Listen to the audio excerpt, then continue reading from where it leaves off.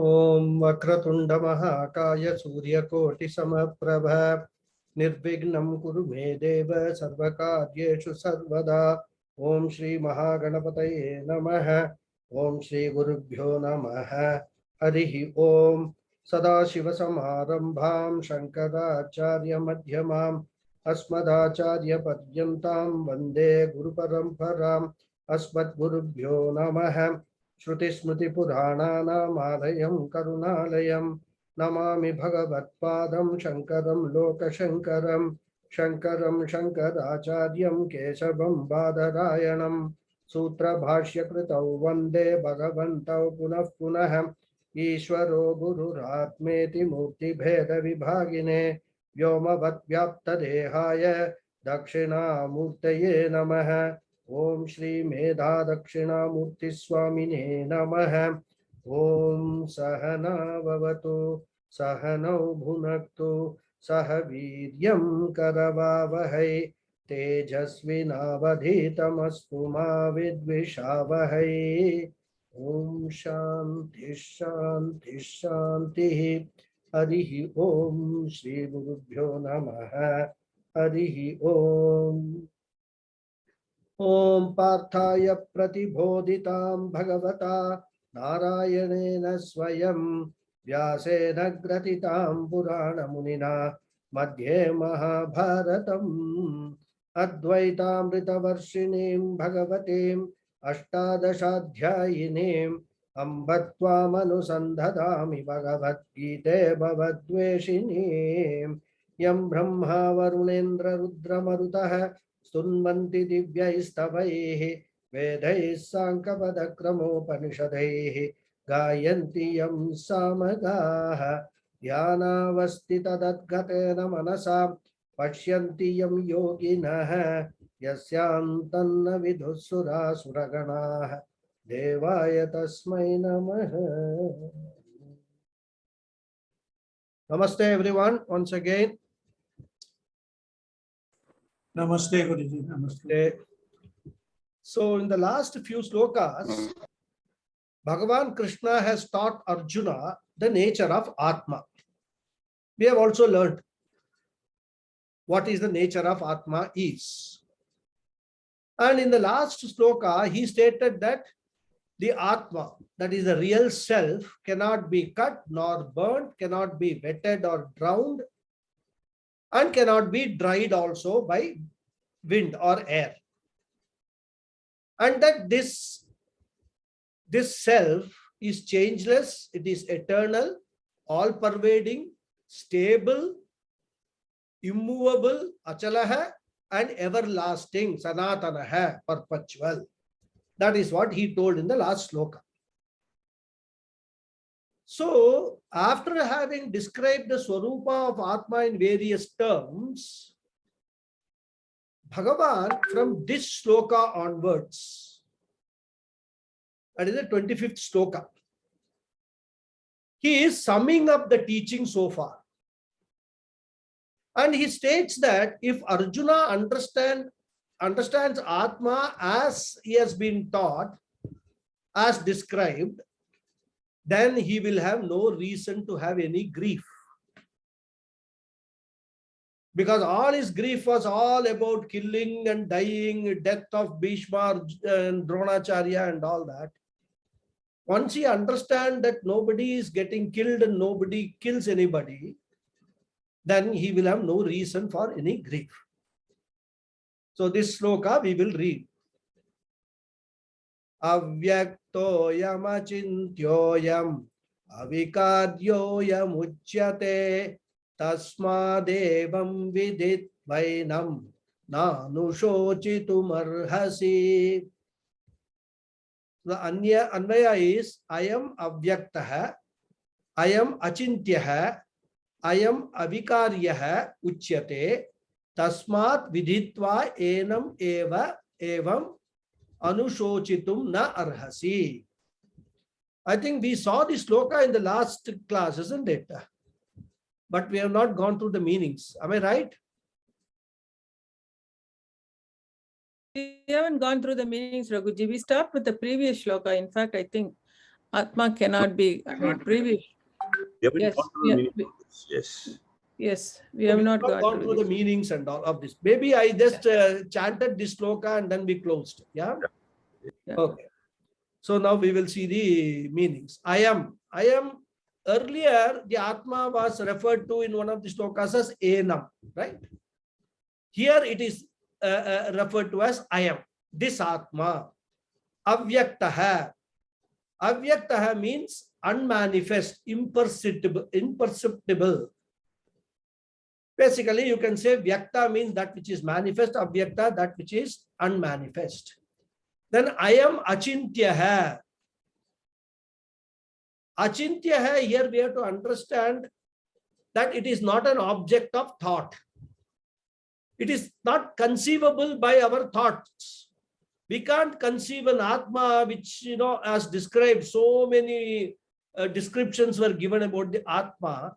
If we are able to bring all those descriptions in our mind, then we cannot conceive what that Atma is. Then I am Avikaryaha. It is unchangeable. Uchyate. It is said. So again, Bhagavan here is pointing out that this is what has been said in these scriptures. This is what, the rishis have said and all that. Not something I am making up myself, all these things about the Atma. Making it very clear for us to understand. He says, Uchyate, thus it is said. Okay. Tasmat, therefore, viditva, having known, enam evam, this Atma in this manner, na arhasi, you should not anushochitum grieve. So this Atma is imperceptible,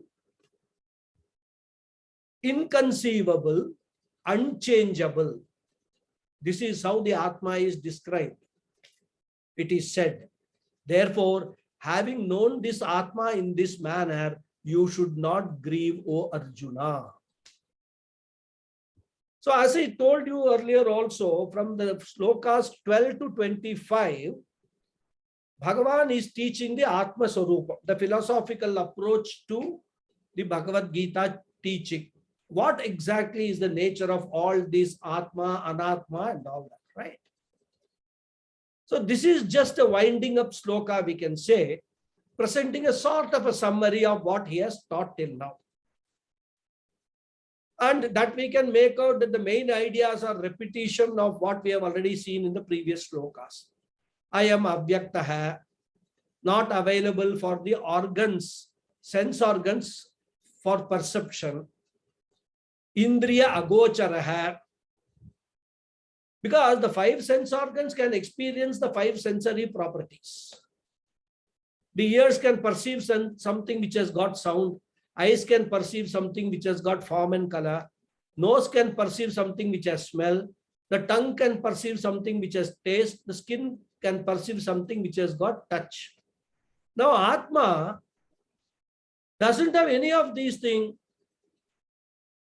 It is described as ashabdam, asparsham, arupam, avyayam, tatarasam, nityam, agandam, vacha, yat, anadhyanantam, mahataha param dhruvam. This is how the Upanishads describe this Atma. So, Shabda, Sparsha, Rupa, Rasa, Gandha, nothing this Atma has got. So, all our five sense organs, which are focused only on these five sense objects, cannot perceive Atma at all. That is why it is Indriya Agocharaha. And all these five properties, if we look at it, they all belong to matter. They belong to the Pancha Bhutas, the five elements.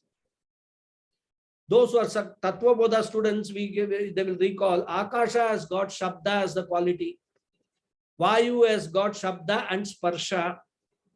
Agni has got Shabda, Sparsha and Rupa. Jalam has got Shabda, Sparsha, Rupa and also Rasa. And Prithvi has got all the five. Shabda, Sparsha, Rupa, Rasa and Gandha. So the five elements have got all these five properties. And matter alone has got properties. And matter is what? Matter is anatma. And atma being non-material, it does not have any of these properties. Therefore, it cannot be perceived by our sense organs. And therefore also it is avyaktaha. Atma cannot be known by direct perception. Now, does that mean that Atma can be known by inference? Because we have seen earlier, what are all the means of knowledge, the pramanas, pratyaksha, anumana, upamana, arthapatti, anupalabdhi, all that we have seen, right? 6 pramanas which Vedanta accepts. So here it is ruled out that pratyaksha pramana cannot apply to Atma. Atma cannot be known by direct perception. So then the question is, can it be known by anumana, inference? Here Krishna says Atma cannot be an object of inference also, because Atma is not an object of thought. It is achintya. Atma is self-evident. Therefore, what we have to understand this word achintya very carefully. Achintya does not mean Atma. Atma is not available for understanding. Also, Atma cannot be an object of inference of perception, because without the Atma, inference and perceptions are not possible. But that does not mean that Atma, we cannot understand what Atma is. The only pramanam which works for Atma is Shabda pramanam, which is the Vedas and the Vedanta, the Upanishads, etc. That is the only means of knowledge we have got for Atma. No other means of knowledge we can know Atma. So therefore, achintya hai. Then the next question is, if I cannot perceive that Atma, I can't even conceive what that Atma is, isn't it? Because all our concepts, they are all based on our perceptual experience. We perceive something, we gain the knowledge, and that forms a certain thought in our mind, and we can identify it later on, recall it and identify it. So perceptual experience is the basis for all our knowledge, all our concepts. So when Atma is not perceptually available, how can we think of even what is Atma?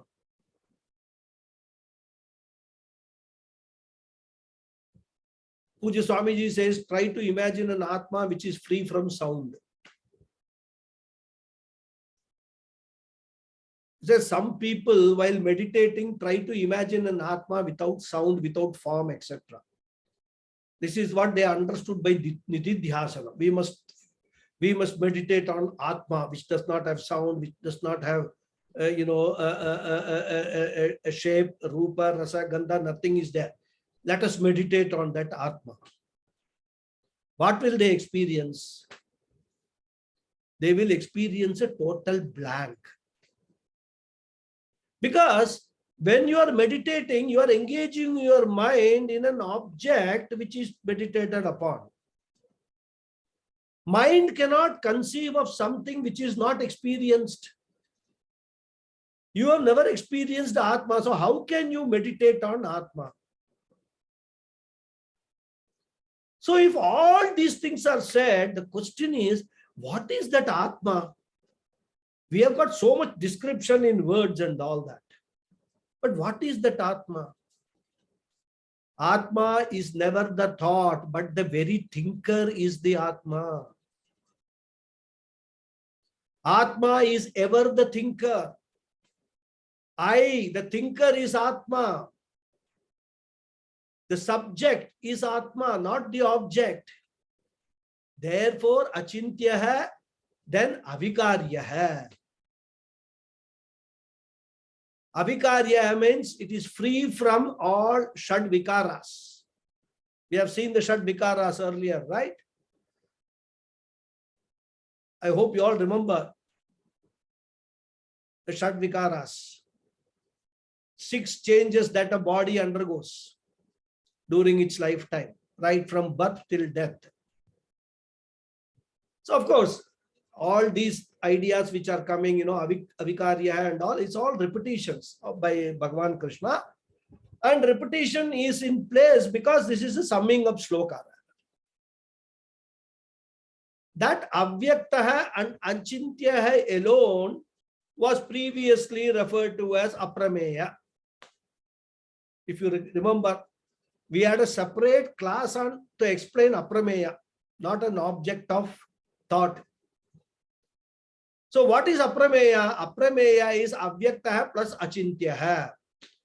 That which is unmanifest and that which cannot be a subject matter of any thought.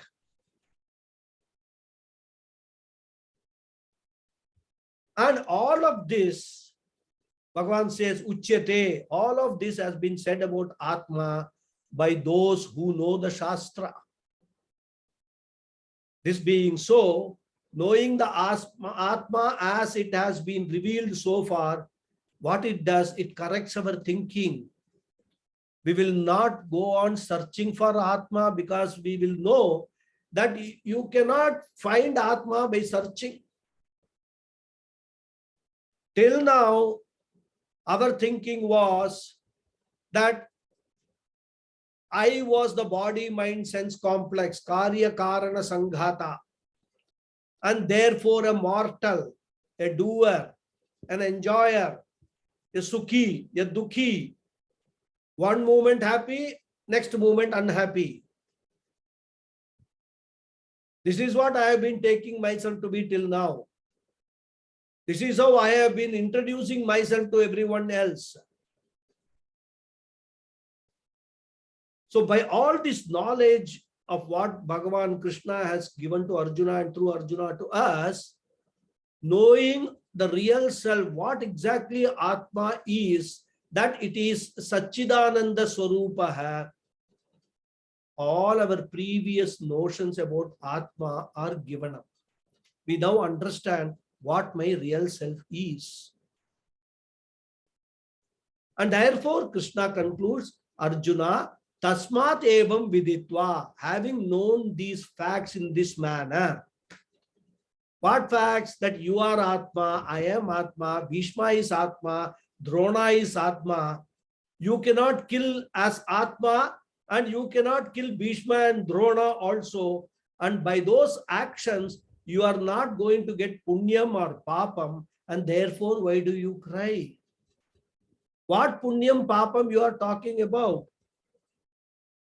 There is no scope for you to cry at all. If you know Atma as described very clearly. And therefore, what you should do, Arjuna? Shochitum na arhasi. You should not grieve over the death or over any person for that matter, whether even not death, even otherwise also, you should not have any grief over any person. Nobody deserves grief in life. If you can help someone, do that. Wonderful. One must do that rather. But by grieving, you are not changing any fact. Suppose somebody has died and everybody is grieving and crying and all that. By doing that, the mortal body is not going to come back. And the immortal self is not going to die also.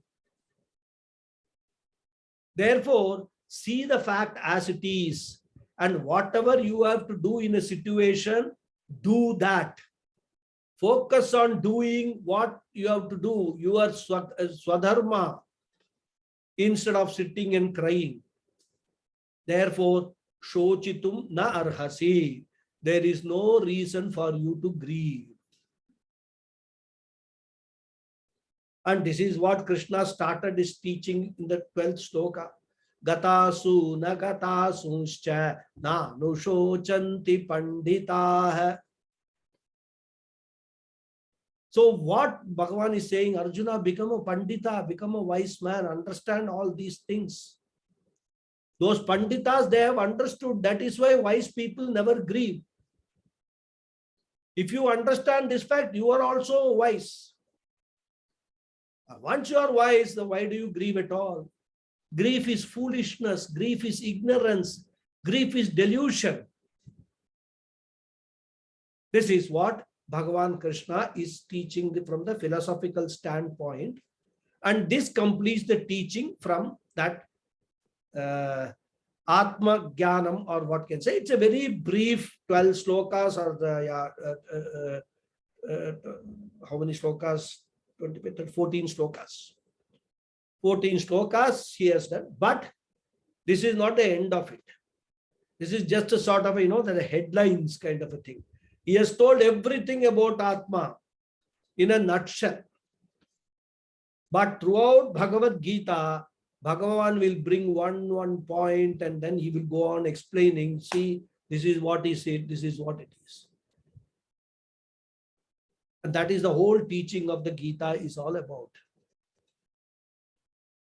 So let us now briefly sum up what we have learned till now.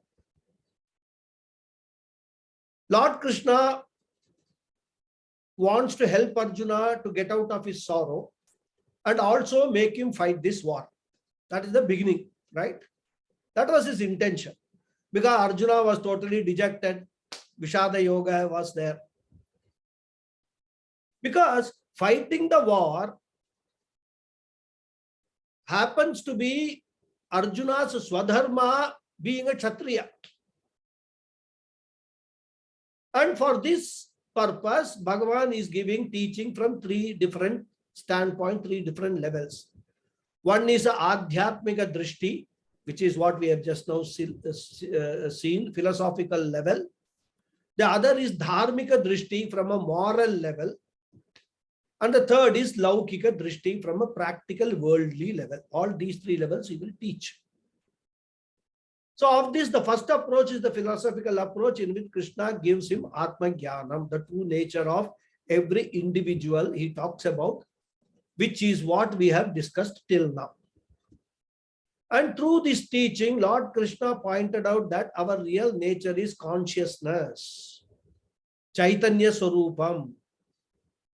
And our physical personality, our emotional personality, as well as our intellectual personality, they are all only incidental features. None of them is our real nature. And then he talked about the nature of the Chaitanya. First he pointed out that Atma is Nitya, eternal.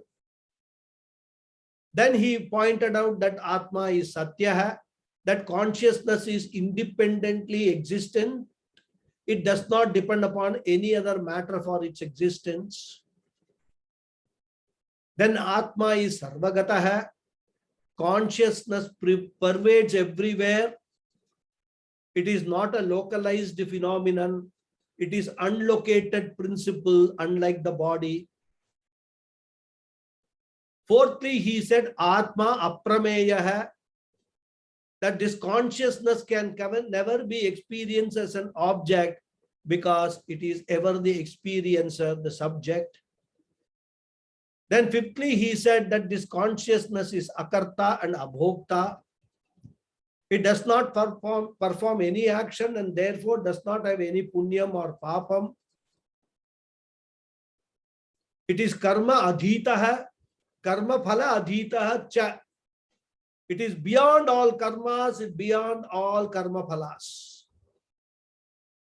And then sixthly and finally, Lord Krishna said that this Atma is nirvikara. The consciousness is not subject to any change. All this we have seen. And whenever we are discussing about Atma and things like that, especially the modern Vedantins use so many terminologies. They talk about higher state of consciousness. lower state of consciousness, higher state of consciousness, all that they talk about. According to the Shastras, there is no higher or lower state of consciousness. Because if consciousness is also subject to states like higher and lower, then it indirectly means that it is not nirvikara, it is subject to modifications. It is subject to change. But Shastra says Atma is nirvikara, Chit is Satchidananda Swarupa is nirvikara. So all these kind of confusions of talking about higher state of consciousness, Krishna consciousness, all these things, the modern Vedantins have moved away from the Shastric teaching. And what has that resulted, according to me, is more confusion about all these teachings. Bhagavad Gita teaching on its own is very simple, very straightforward. But when you add all these masalas to it, it becomes very confusing. Therefore, if at all we use the words higher or lower state, it is not the state of consciousness, it is only the state of mind. We can certainly refer to the state of mind as a higher state and a lower state. Meaning that higher state, when the thoughts are noble, sattvic thoughts. And the mind can be in an intermediary state when the thoughts are rajasic. And the mind can be in a lower state when the thoughts are tamasic. Therefore, the mind, thoughts, etc., they can have superior, inferior states, but there is no such thing called higher or lower state of consciousness. Why? Because it is nirvikara. So Krishna concluded this teaching by saying that, Arjuna, you should understand that you are that Atma. Not only that you are that Atma, Bhishma is also that Atma alone. The body is only a temporary vesture, temporary. Vasamsi jirnani yata vihaya. It's a dress. I am just wearing temporarily. Drona is also that Atma. Therefore, there is no question of anyone killing anyone, or there is no question of anyone being killed by anyone. And once you understand this, you will be free from all guilt. Therefore, Krishna sums up by saying, verse 25, this verse which we saw just now, Tasmadevam viditva, having known that I am the Atma, na anushochitum arhasi. You should not grieve, you should not shirk your duty. Now, there is another point Arjuna could have come back. He doesn't do, but then Pujya Swamiji takes it one step further. He says, Arjuna could have very well come back with telling Krishna, Krishna, you have misunderstood me. I am not really worried about the Atma. I understand the Atma may be eternal, but the fact is, I cannot shake hands with Atma. I have not played on the laps of Atma in my childhood. Nor can I enjoy a talk with the Satchidananda Atma. I cannot even have a cup of tea with Satchidananda Atma. Whereas I have played on the laps of Bhishma, and I can enjoy the company of Bhishma and Drona. And therefore, I am not grieving for the sake of Atma. I am grieving for the sake of the body, mind, sense complex of Bhishma and Drona. That may be lost. I am grieving for that. It's a very valid argument. Arjuna can come back and say, isn't it? Krishna is thinking that he has told him everything. Arjuna can, and any one of us will have the same argument. We are not grieving for Atma. We understand everything about Atma. We are grieving for the body, mind, sense complex with which we have lived for so long years.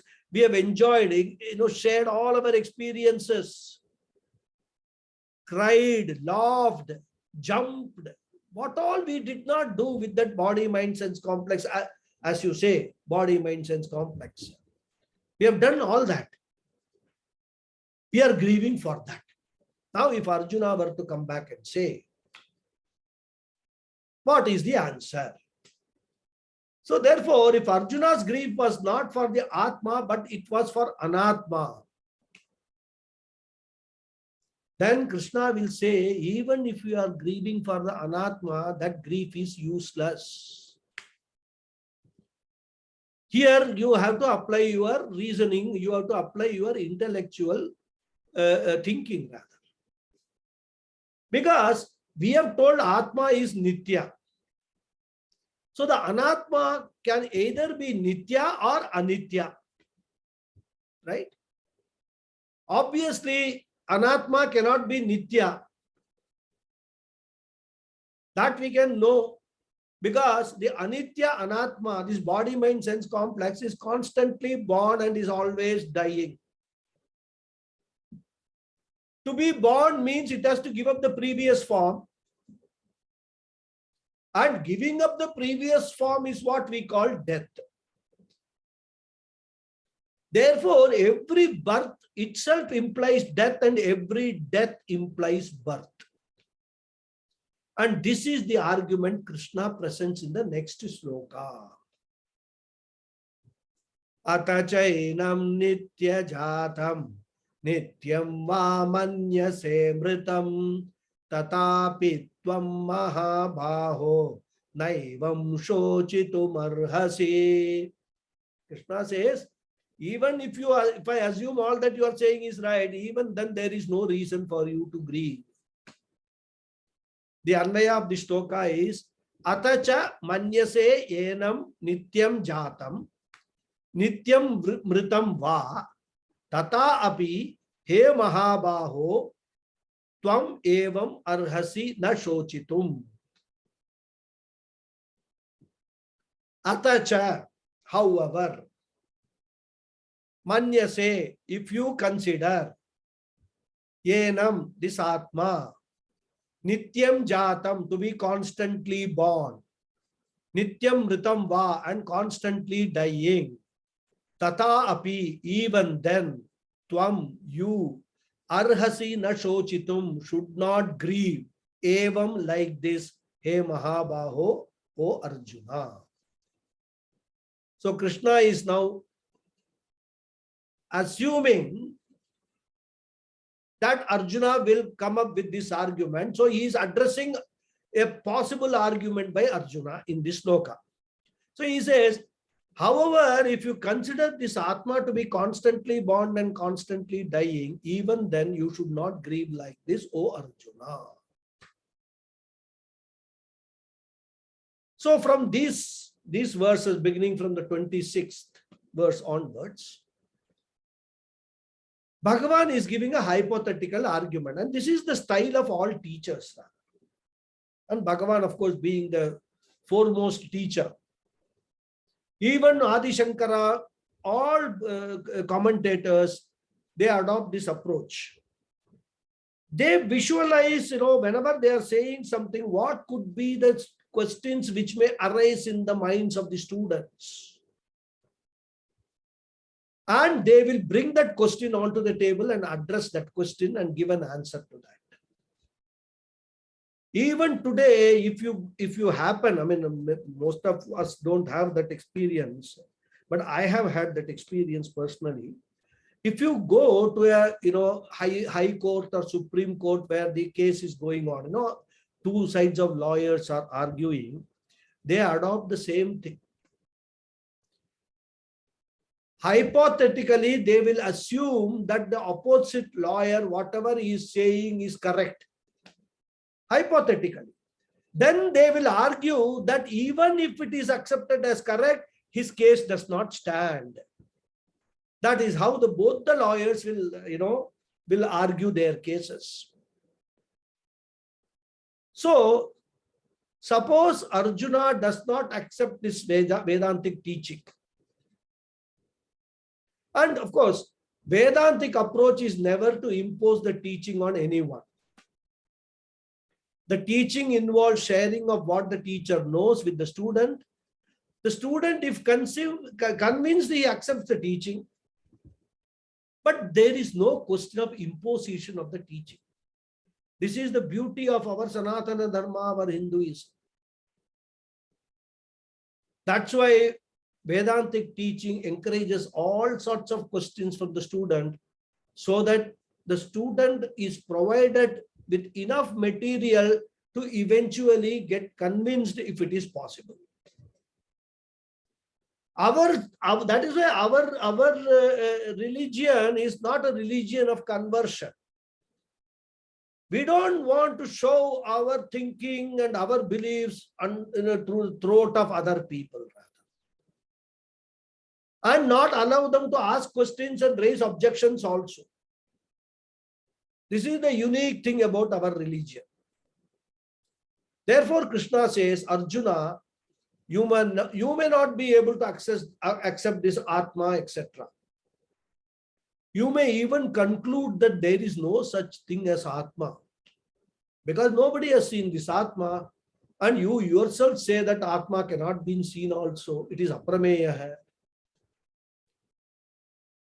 Perhaps all this thing about Atma and all is somebody's imagination, and you may not be willing to accept that imagination. And this is not just a hypothetical. In fact, there are so many other thinkers of other systems of philosophy who do not accept Vedanta. There are certain other systems, other philosophies, which accept Atma within the body. So for them, when the body goes, Atma goes. This is one branch of Buddhism. They have this thinking. They have got this philosophy. They accept that there is an Atma other than the body. But their philosophy is that Atma is constantly changing, and it's also subject to birth and death like the body. The beauty is they believe in the Atma, they accept Atma as consciousness, but they say that it is not eternal consciousness, it is perishable consciousness. This is what they say. Buddhism, one school of Buddhism believes in this. So Krishna is picking up on that. So Arjuna, you may believe in that Atma, the Buddhist Atma. So for them, the Atma is Nitya Jatam, Nitya Mritam.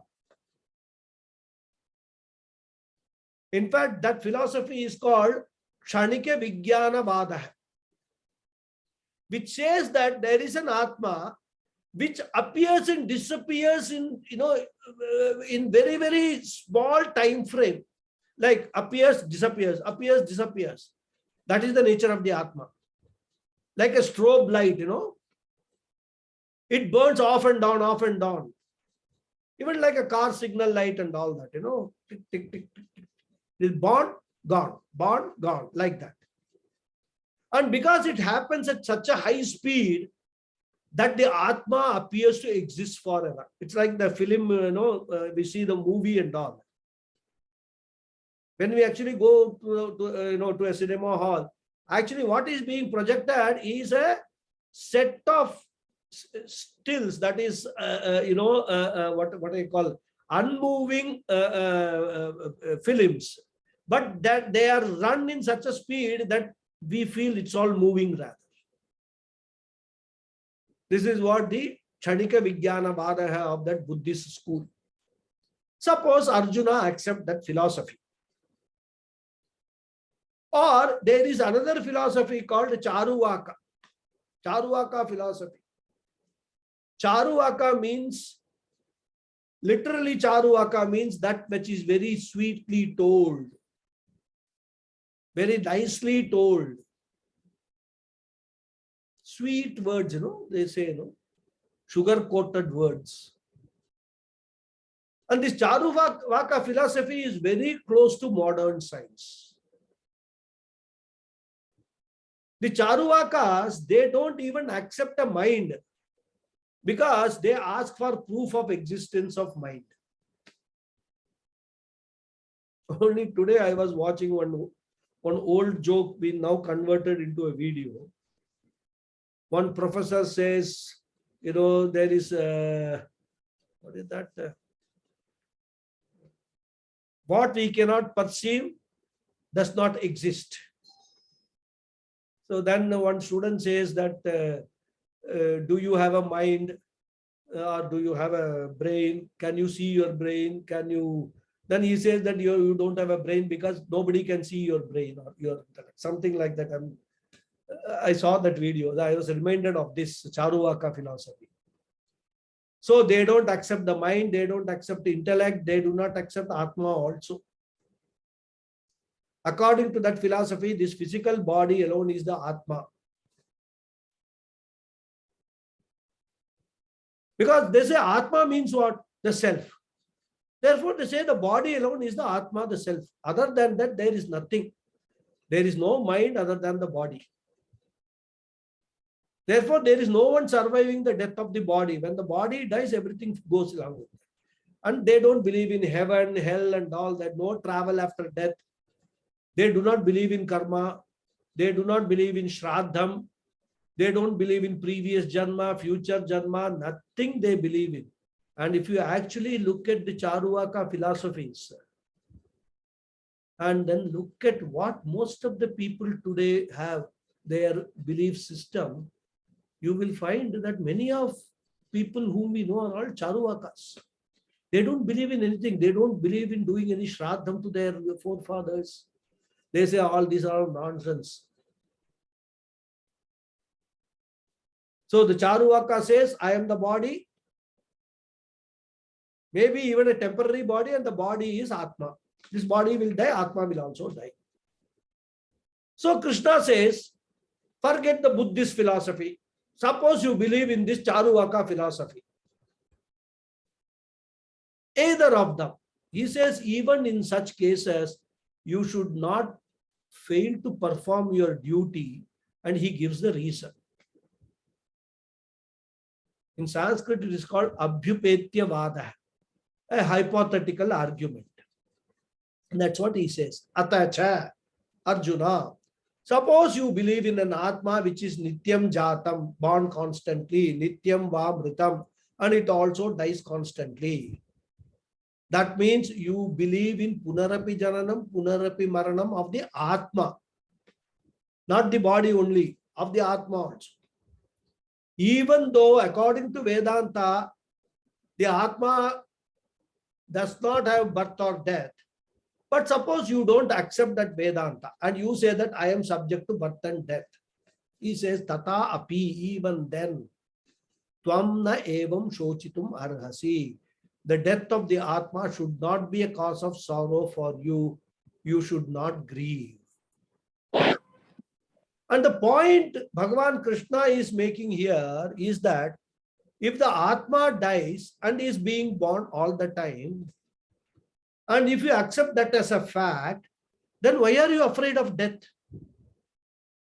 When you accept this Atma dying and being born as a natural event, where is the need to be afraid of death? Bhishma and everyone will be born again in some other form, as per what your belief is.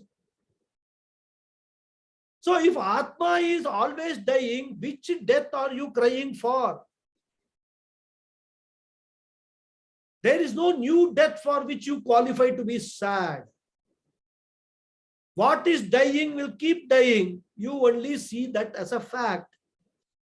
Therefore, even you accept that the Atma dies and is reborn, there is no question of sorrow with reference to the births or deaths. The asat cannot be stopped by you. How are you going to stop that which is bound by time, which is anitya? Because according to you, you now say Atma is nitya. The Atma is anitya. It is not eternal. It is anitya. It is born and dies again. Can you stop it? No one can stop it. In fact, later on, one of the slokas in the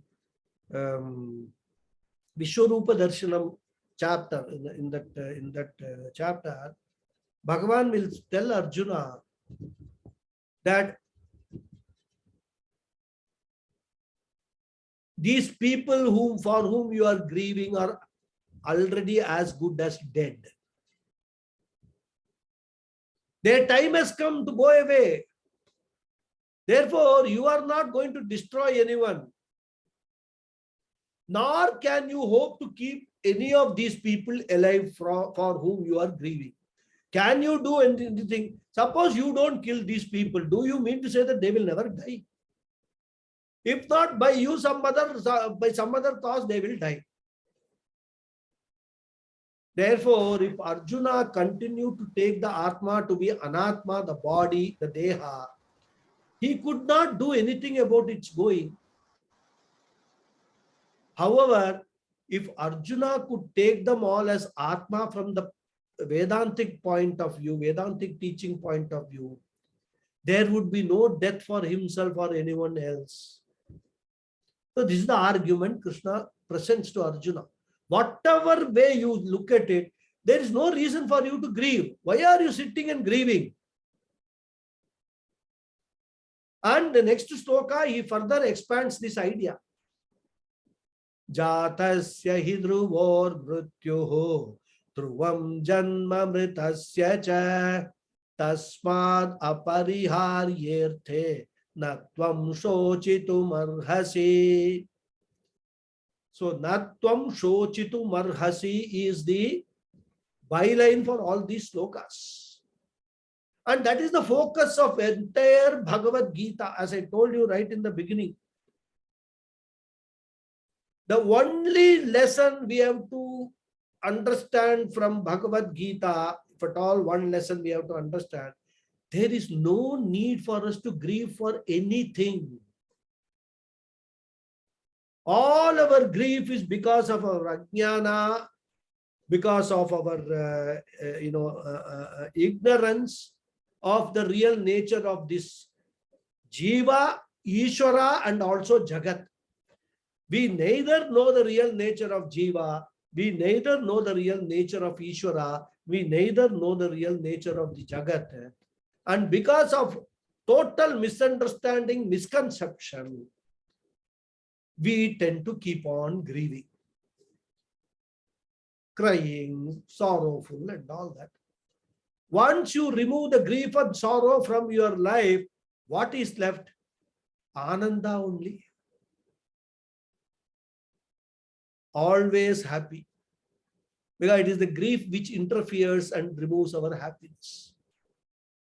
So the Anvaya for this sloka is Hi mrityuhu dhruvaha jatasya mritasya cha janma dhruvam tasmat apariharye arthe tvam shochitum na arhasi.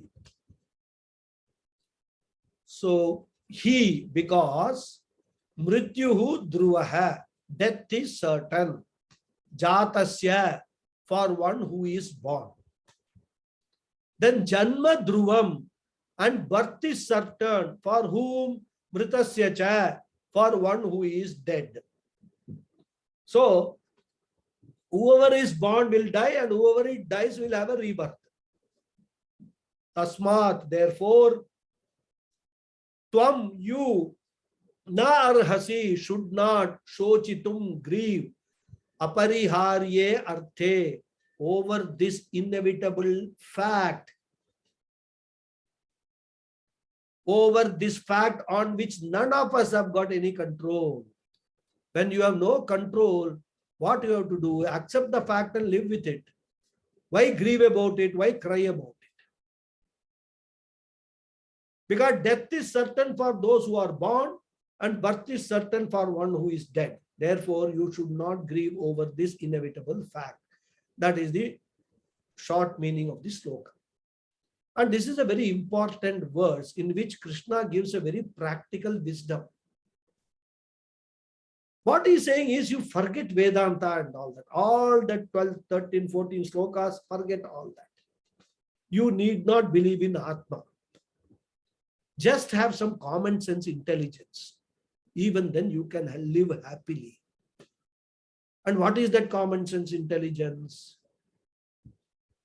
Krishna says to Arjuna, suppose you take that you are the body, because you do not believing in a surviving mind, you do not believing in a surviving Atma. If you take yourself as the body, then you should learn to understand the nature of the body. You know that the body is born in a particular date. All of us have got a date of birth, which is a very important event from so many angles, isn't it? I mean, date of birth is such an important thing. For passport, it is important. All our transaction, major transaction, date of birth is important. Aadhaar card, date of senior citizen, date of birth is important. If you start thinking of the importance of our date of birth, it is mind-boggling. So many areas, this date of birth, school certificate, right from our admission to the school, based upon your date of birth, you will be admitted to the school itself. Birthdays we celebrate based upon date of birth. So date of birth is a very important event. And he says, Arjuna, you have also experienced from observing the nature that whatever is born will have to die one day. You see the trees. The leaves are born every year in the spring season. Come autumn and winter, they all die. That's a very short duration of life. Some beings have short duration, some have very long duration. Take animals, they also are born and die. Human beings, they are born and die. So whether it is people, animals, or plants, jatasya mrityuhu dhruvaha. Death is certain for one who is born. Nobody can change this law of nature. And we can prove this also not just by observation. Of course, one is observation, that is pratyaksha pramana. Another is by other pramanas also, other two pramanas also we can use to know this as a fact. Pratyaksha pramana, every day when we open the newspaper, we see the obituary column, somebody is died or, has gone away, and with lot of Bhagavad Gita slokas and all, the big photo and all will be there. Therefore, by that we know that there is no difference between the body of that person and my particular body, this body I have, or the body of my mother, or the body of my father, or the body of my spouse, body of my children, and all that. All of them are panchabhutatmakam. And we witness that all the Panchabhuta Sharirams are dying. That means every one of those bodies of ours, or our relatives, our close friends, everything has to die one day. This is the Pratyaksha Pramanam, the knowledge that we gain by direct perception. Not only Pratyaksha, by Anumana, by inference also, we can know that whatever has a beginning should necessarily have an end. Whatever is a product will have an end. Therefore, logic also tells us that this body, or Bhishma's body, or Drona's body, every body will have an end at some time. And if you are not satisfied perception and inference, then the scriptures, the Shabda Pramana, clearly says, Tat yatha iha karmachito lokah kshiyate, evam eva amutra punyajito lokah api kshiyate. And the same idea is expressed in the Gita also later on, Chine punye marte lokam vishanti. So if you think that this body, by doing lot of karmas, go to punya and earn punya and go to some other loka, all this death business, birth business is only in the bhuloka, I will go to Swarga loka.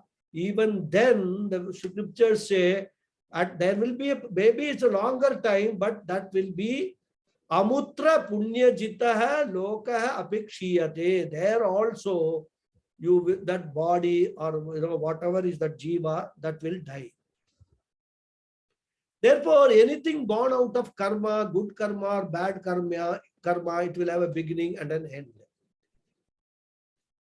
And the body is born out of karma, and karma, is like an oil in a lamp. When the oil goes away and gets depleted, the lamp also, the fire in the lamp also will go away along with the oil. Similarly, our life is like a lamp which is supported by the oil of karma every day. And this karma is getting depleted. And when the karma is completed, the body will fall. So Arjuna, whether you know it or not, whether you remember it or not, this is a fact. Therefore, Jatasya Mrityuhu Dhruvam. It is indicating to Arjuna, meditate on this fact, assimilate this fact. And what happens is generally, we don't mind applying this law to all others. But when we want to apply this law to ourselves or our immediate, relatives, we have a problem. And we have experienced this. Whenever death happens to somebody else, we all become very great philosophers.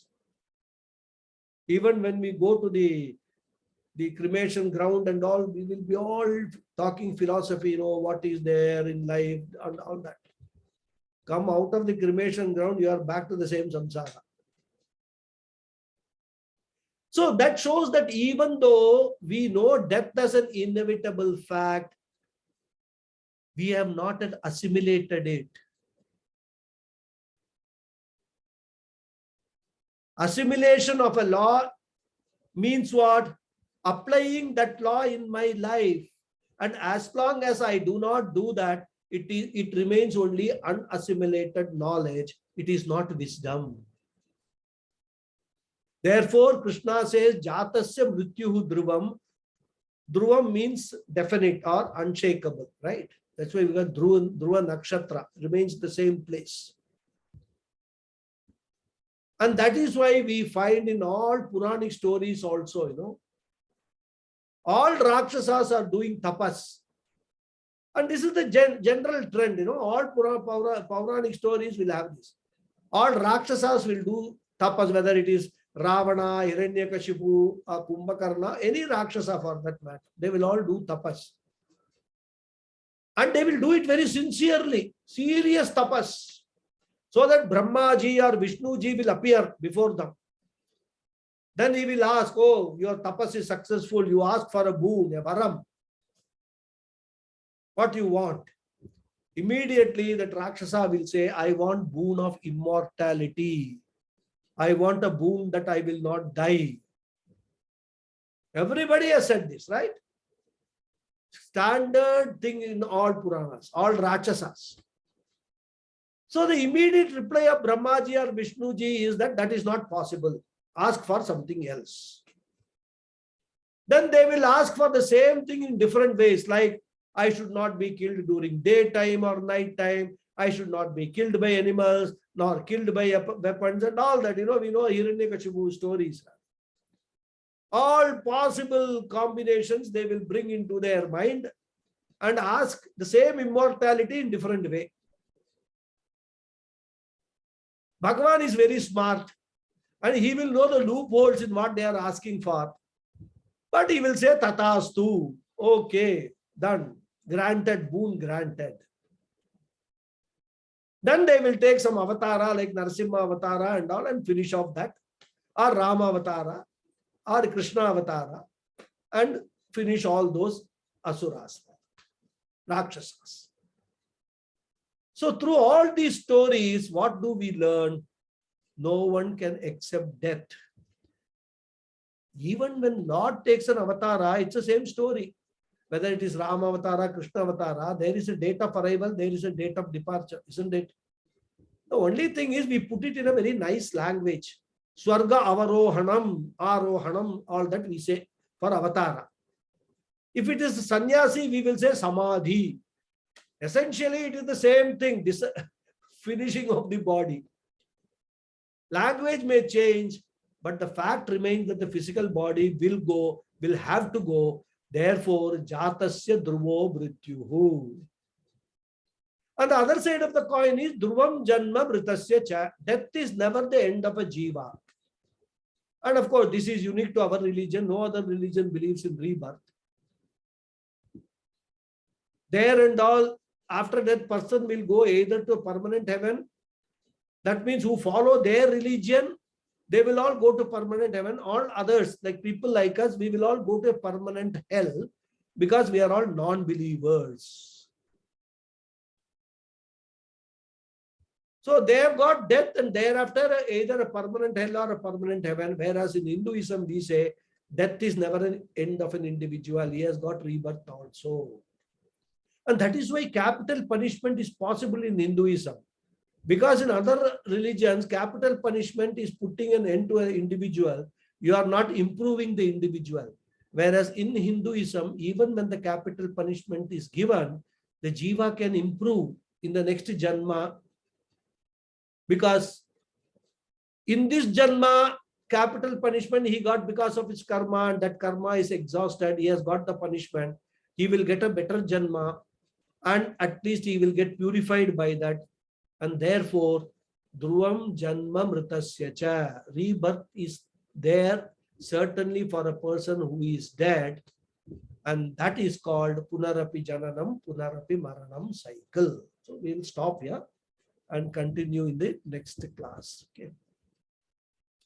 Om Purnamadav Purnamidam Purnat Purnamudachyate Purnasya Purnamadhaya Purnameva Vasishyate.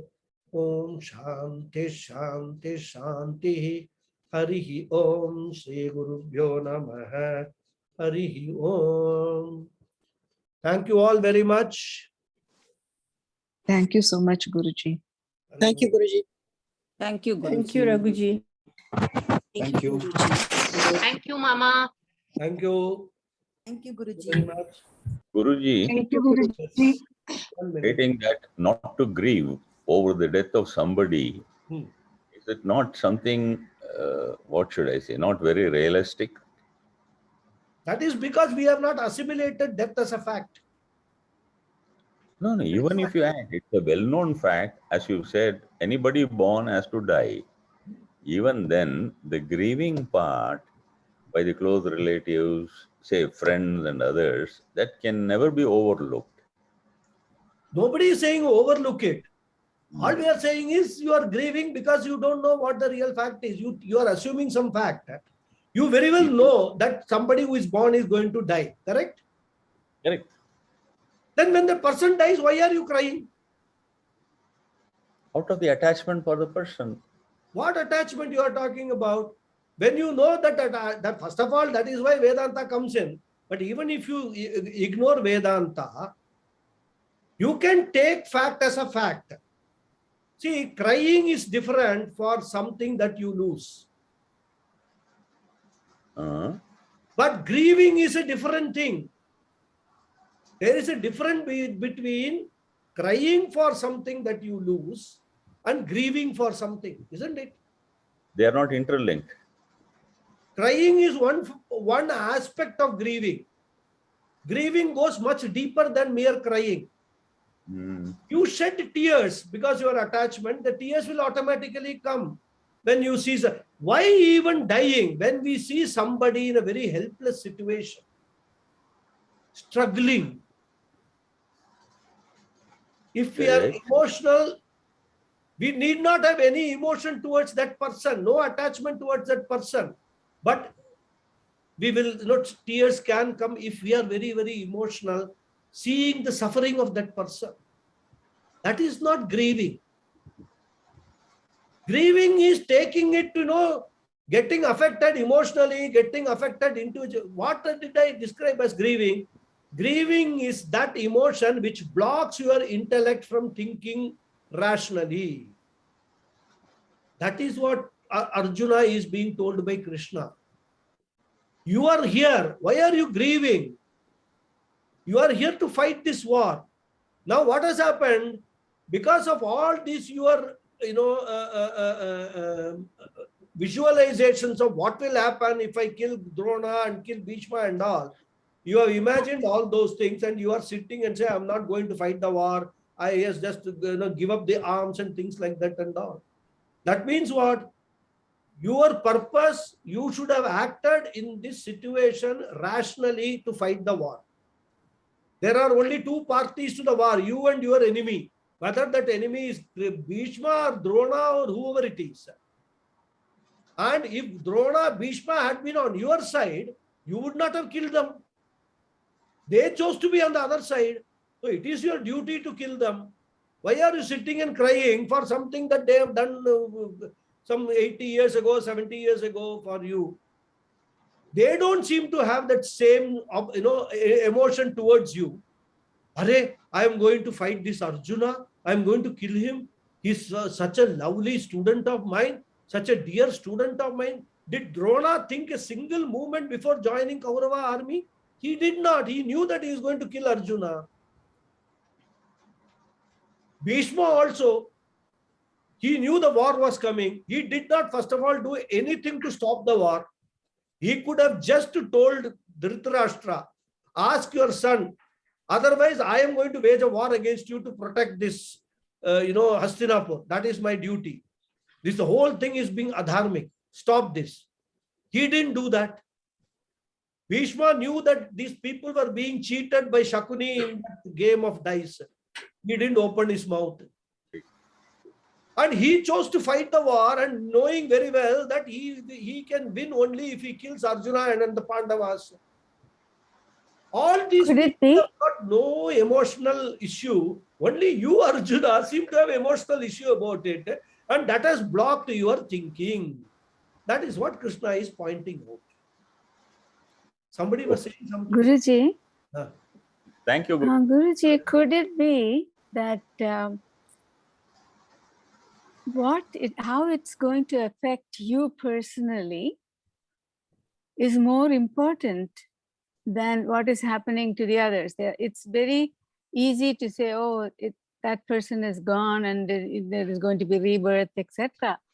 But what Arjuna is thinking about is, when I do this, how does it affect me? It is making me feel very subjective, in a state of loss, in a state of remembrance, and also in a state of not understanding perhaps what happens in the confusion of emotions and sentiments and attachments. Okay, I will ask you a question. Have you been to the house of somebody, some elderly person, a man who has died? Have you visited their house at the time of death, when the death has happened, on the day you visit their house? Yes. The scene that you will witness is that spouse, of course, not these days, I'm talking about traditional people. That lady will be beating her chest and crying, oh, he has left me as an orphan and gone away. How will I live? Blah, blah, blah, blah, blah, blah. And all, she will be go on crying, and everybody will try to console her, and all that they will be doing. After 15 days, what will happen to that lady? Will she also be orphan, nobody to take care of her and all that? This whole death business lasts for that maybe 1 week, 10 days, then everybody forgets and goes on with their life. If we understand that as a fact, we will not even cry when there is a death. We'll say, okay, this has happened, fine. Whatever is to happen to me, it will happen. But I was not dependent on this person for everything in my life. My life may take a different turn, but that will also, I will go through that life. As if my life has not taken different turns right from my birth. I have lost jobs, changed jobs, done better than what I was doing earlier. I have lost so many relatives. I have lost so many close friends. Has that made any big difference to my life? Question. That's why a thinking person needs to start asking these questions to oneself. Nothing affects anybody. We all assume that this is all going to happen. So we have to think about this. I'm not saying that don't go to a house where death has occurred and don't cry and all that. You can shed tears when you see, somebody is dead and the family is been bereaved and all that. That's fine. But that crying is not going to bring the dead person back. You need to be very practical about that, right? You can console those people. You can console them in these words, you don't worry. I mean, everything will be taken care of. You have got children, you have got other relatives. We are all there to take care of it. Like that, you can always console that person. But practically, if we actually look at, and anybody who has died has not made any difference to anybody else's life. There may be different in the sense the lifestyle might have changed. They might have required to bring in different change, but they get used to it. They keep on living with that. So that is what we have to see. Even subjective wise, if Arjuna is going to feel that I am going to be affected, in what way you are going to be affected, then he will have to explain. If he says, I have played on the laps of Bhishma when I was 4 years old or 3 years old, do you mean to say that now, if Bhishma is not killed, you will again go and play in his lap? Are you going to say that? Ask this question.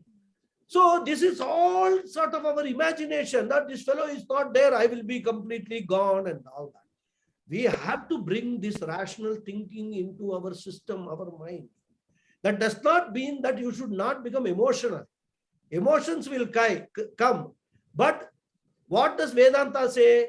Emotions are natural to your mind. You have to master the emotions and not let the emotions master you. That is all. It never says that don't become unemotional, right?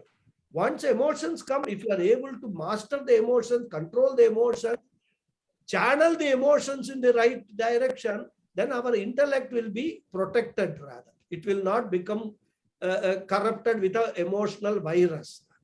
That is what it is. Grief is momentary. Grief, grief is not momentary. Sadness may be momentary, but grief, what happens? People carry it through for a long time. That is what is Krishna is teaching, that wise people don't do that. And why they don't do that? They understand all these facts. This reality, they understand. That is why they don't do it. Arjuna, if you understand these facts, you will also not do it. That is what Krishna. Raghuji, it's grief because it is the non-acceptance of the fact. They are refusing to accept the fact. Once when they accept the fact, slowly. I mean, yeah. Well, see, I think our understanding of people take different time to accept the facts. See, for some acceptance comes naturally. For some people, it's hard. It's a spectrum to say.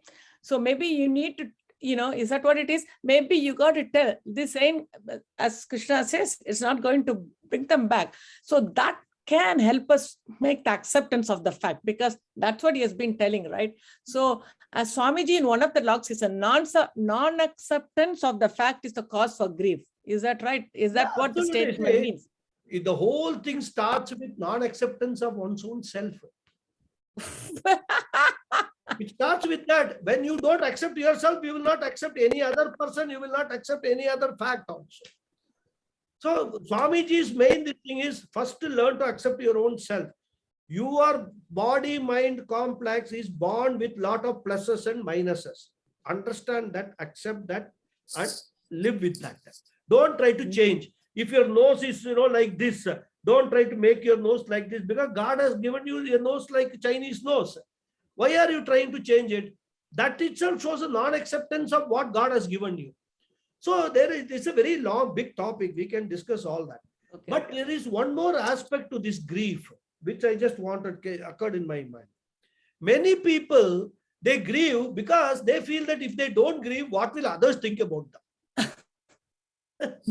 It's a funny thing, And that's why in olden days, if a death occurs for 1 year, they will not do anything. They will not go anywhere. Of course, a lot of changes have happened now, right? Now nobody bothers. Even I've seen ladies and all that, they only remove the Mangal Sutra, they wear the puttu and all that. And they are within 1 month, 2 months, they are back to their social circles and doing everything that they were doing when their spouse was alive.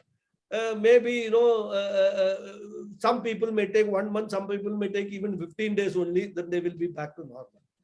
That is good. I mean, I support it because you have a life to live. You live your life. Why keep on in the past? Somebody is dead and gone.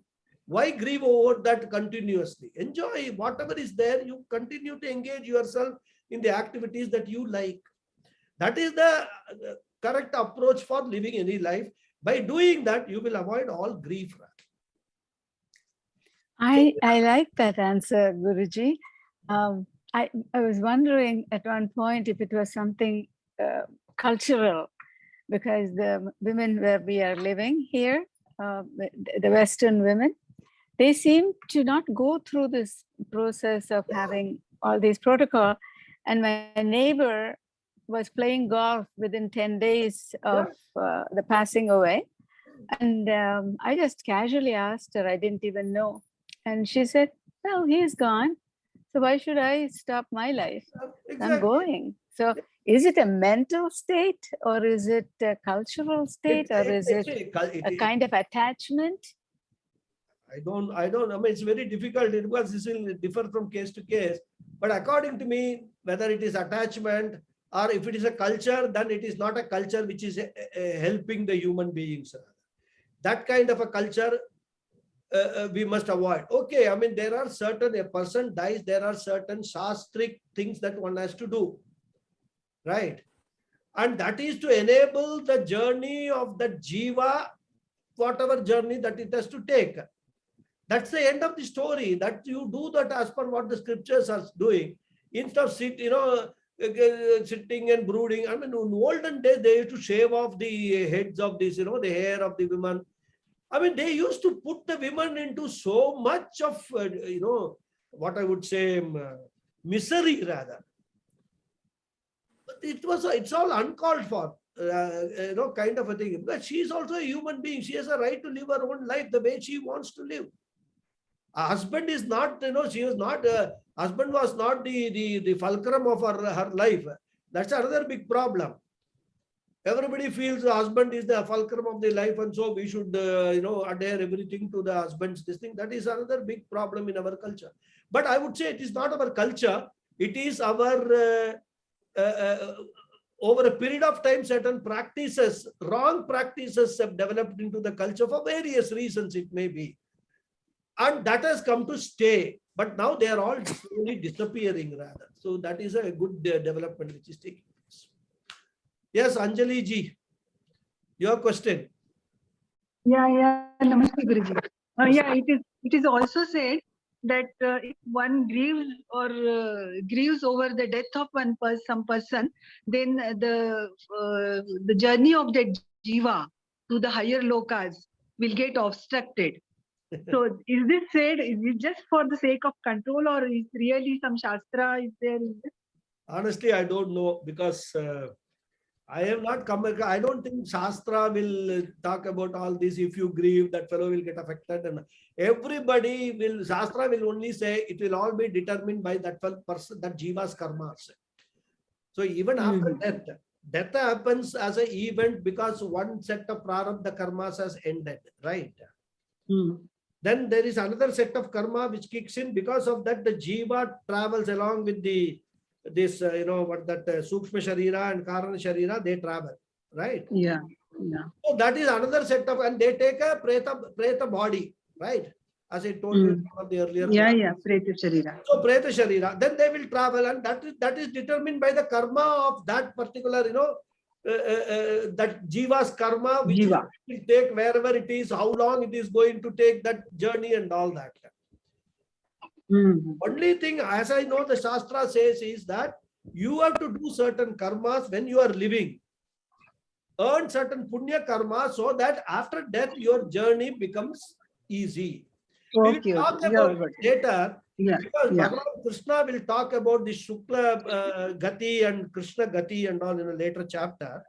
After death, how the jiva, that this thing travels rather. One is Shukla Gati, another is Krishna Gati and all that. We will talk about that later. So we will probably be able to throw more light on what your question is. Okay. One more thing I wanted to know, like you said, absence of grief or sorrow means happiness, but there is in between one more state like neutral. So is the Atma is neutral, or and what is the nature of Atma? Neutral or happiness? Nature of Atma is Ananda only. The neutral and all you are bringing in. Okay. See, there is only two. Either it is light or it is darkness, right?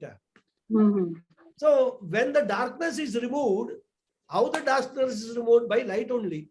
You cannot remove Okay, darkness by any other way, right? So, Atma's state is Ananda only rather. Why Atma? Okay. Our state, my state is always Ananda, my natural state. But we bring in lot of extraneous things and block that Ananda because of our ignorance. All we have to do is remove those extraneous things and the Ananda will, it is self-evident, it is self-shining. We don't need to do anything about it. Automatically it will shine. Like, when the clouds go away, the sun which was hidden behind the clouds automatically shines.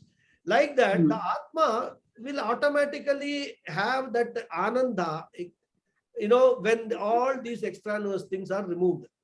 And that is what the whole Upanishads are trying to do, remove all these samsara extraneous things. Yeah. Okay, thank you. Thank you. I think Lataji had a question, but I don't know whether she had to leave somewhere. Any more questions? Namaste, Guruji.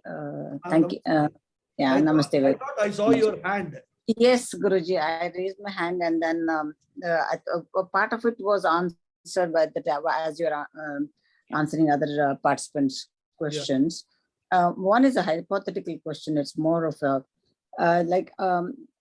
Atma is all-pervading, unchangeable, unborn, imperishable, and it is Satya Chitananda, all that. But then at the same time, all the relationships and transactions, everything happens at the Anatma level, right? Yeah. Everything happens at the Anatma level. And also the Atma Jnana is the only way for moksha or the eternal happiness. But with so many jivas being created, why is it made available for such few people that the way for the moksha and the happiness, eternal happiness? Is it because this is because it's Kali Yuga, or is it it's always been the same irrespective of any yuga? That's just a hypothetical question. I'm not sure whether there's a real answer for this question. And my another question was going to be that there's nothing to grieve for because most of the grieving happens because of the ignorance of the self and the Ishvara and the Jagat. Nothing to be grieved about, and accept everything as it comes and then keep going. Does it apply only to the loss of a jiva or loss of a relationship? But then if that accept everything and then going on was to be done, then this dharma yuddha would not have happened. So you don't accept only the adharma. Adharma is the only one that you don't accept, and you still have to act on that and not accept it. Is that how it is? I don't know if I complicated my questions. No, you're not complicated question. The question is very simple. Two questions you have asked. The first question, you said that, why this moksha and all is made available only to few people if it is a Kali Yuga dharma and all that. And I was also thinking in my mind, it's like only those who go through IIT or MIT or Cambridge University, they only they get the real jnana, and only then they will be happy. Can everybody become a doctor? Why only the medicine is given to only few people, not to other people? Is it a that's because of their ability. That's because of their ability. Precisely.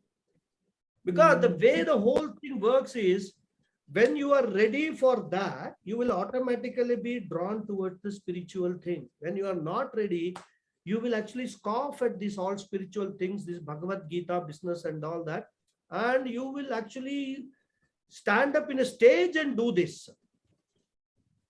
Right. So this is nothing that it is given. It is basically given to all. Bhagavad Gita is a treatise or a scripture given to the entire world, right? How many people choose to actually pick up a Bhagavad Gita and study? And how many people choose to study Bhagavad Gita with the help of their gurus and all that? So ultimately, it is not that anything is given to anybody and all. Of course, certainly there is one aspect of it which is the karma aspect for everybody, whatever he does. that actually the punya or the papa that gets manifest later on into what direction your life takes. So that will happen rather. But as I said, for getting into Vedanta, apart from the karma, is there any other reason, Guruji? Apart from the karma, is there any other reason why other it's reason not is available? your free will. Other reason is your free will. A combination of your karma. Suppose somebody has got a guru, right?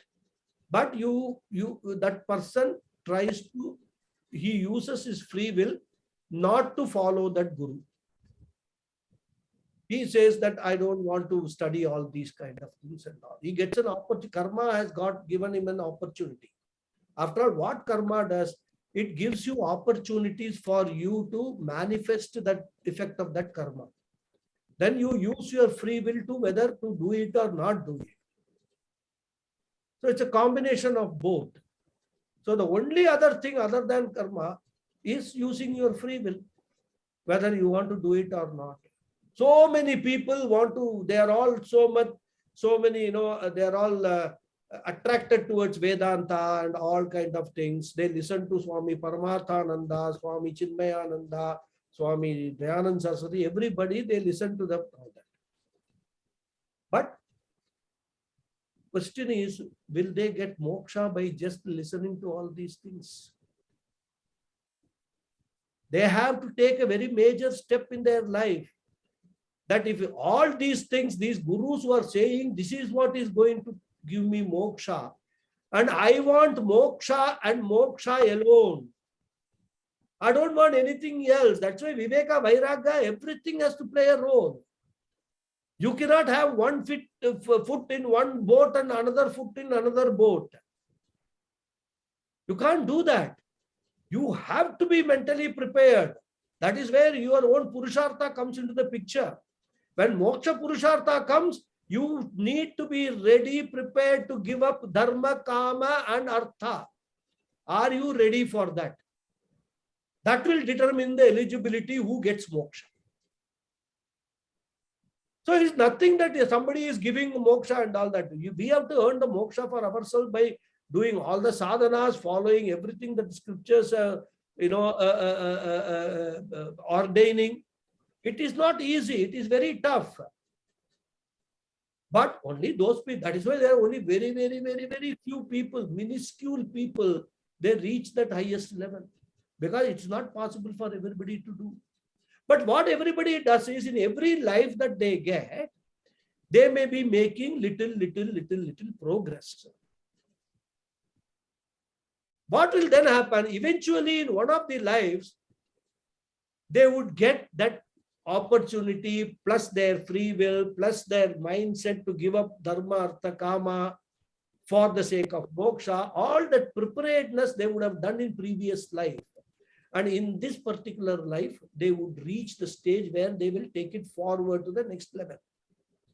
It need not necessarily mean that even in that life, they are going to reach that Parandhama or the ultimate destination. But that will be a big step forward for them. So the next life, as Krishna will say later, when Arjuna asked the specific question, what if I do all these things now and then die? That means in my next birth, the whole meter is set to 0 and I have to start again or what? And Krishna will say, no, your next birth will be determined by what you have achieved here, and you will get accordingly a birth which will actually help you to continue from where you left off in this birth. Krishna will say it so many words to Arjuna later on. So we must never look at this moksha and all. Free will is more powerful, is the most powerful thing. That's the most, because using our free will only, we decide our karmas, right? We want what we want to do, what we don't want to do is again, so free will is the most. What is how is it described in Sanskrit language, Guruji? The free will? Purushartha. Purushartha. Okay. What you want to achieve by using your own free will is your Purushartha, right? Now what happens is, we must understand this free will business. At point 0, the free will is the most important. Right. Yeah. Then when That- you used your free will and done something, you acquire a punya or a papa because of that action. Then in the point 1, you are now faced with two things. Both. Now the strength of each will determine which is important at that particular time. Our life is a constant struggle between our karma and our free will. There are certain karmas which are very, very powerful karmas. Your free will cannot change that. As I told in one of the, I think, Tattvabodha classes, I have explained when I was explaining karma. There are different types of, degrees of karmas. There are some karmas which are inevitable. You will have to suffer the consequences of whatever you do. There are some karmas like diabetes and hypertension and all that, where you take some medicines and do certain karmas in this life. It will be managed. It will not go away, but its impact will be within manageable control. Then there are some karmas, small ones like headache and kind of some occasional stomach ache. You take some paracetamol or some occasional fever or some stomach tablets and all, it will go away. So there are some type of such karmas also, many small effect karmas. That we do some prayers and things like that and all, we can get rid of those karmas. So even in karma, there are various degrees. Yes. And the first two, that is the lowest degree karma and the medium degree karma, there we can save ourselves from the unpleasant experiences by using our free will. For example, I have a headache. Using my free will, I say, no, I am not going to take any medicine. Let the headache be there. The headache will continue. But if I take a medicine, I may get rid of the headache. So there I am using my free will to get rid of that, to manage the effects of that karma. So like that, there are so many permutation combinations. I'm just giving you 3 examples. There are many degrees within that also. So we can never say which is powerful at any point in time, whether karma is powerful or free will is powerful. And our life is a constant struggle, constant fight between these two. Karma presents us, we use our free will. Sometimes we win, sometimes karma wins. That's what happens. Thank you, Guru. Yeah, for you. Any more questions? Doubts? Comments? If not, we will close the session. Next class, Guruji. Now, thank you, Guruji. Thank you very Hari Om. much. Thank you, Ji. Thank you. Hari Om.